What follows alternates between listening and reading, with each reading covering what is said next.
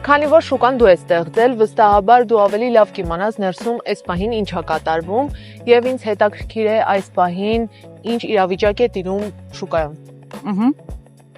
Արի մի հատ լրացում անեմ մտքիդ։ Ես ստեղծել եմ ամերիկյան հաշվապահության մասնագիտության դասընթացի շուկան։ Որովհետև outsourcing-ային ծառայությունները 2021-ի սկզբից, նույնիսկ 20-ի երևի դաժե ավելի շուտ եղել են, ոչ այնքան տարածված, ինչքան որ հիմա են, բայց դասընթացները ճիշտ ես նշում, դասընթացների ֆորմատը ամբողջությամբ իմ ստեղծած շուկան է, իդեմս Backfin բրենդի։ Ինչա տիրում շուկայում։ Սկզբում մենք դասընթացները 22 թվականին որ սկսել ենք, չենք սկսել այն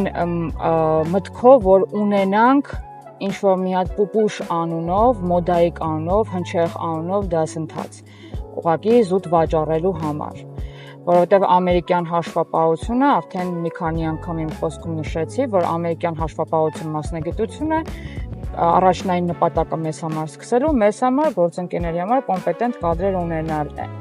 Սակայն մեզանից հետո շուկա մտածները դասընթացի ոլորտում իրանք արդեն մոնետիզացնում են, տեսնելով Backfin-ի հաջողությունները, փորձում են այդ հաջողությունները կրկնել։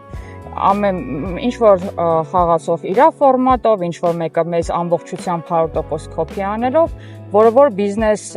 աշխարհում մեզնով չի, Հայաստանով չի, ամբողջ երկրագնդում մեկը մյուսին կոպի են անում։ Կան բնօրինակներ եւ կան կոպիներ, դա նորմալ երևույթ է։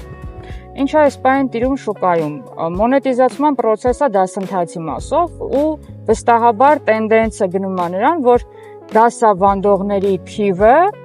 ֆիզիկական կամ իրավաբանական անձանց տեսքով բնականաբար ավելի շատանալու են, ինչպես եղել է այլ մասնագիտություններում, նույն SMM ոլորտում, մարքեթինգի ոլորտում, IT ոլորտում, հայկական հաշվապահության ոլորտում, մեկը մի բան անում է, մնացածները տեսնում են այդ մոդելը աշխատում է, սկսում են կոպի անել, նորմալ երևույթ է դա։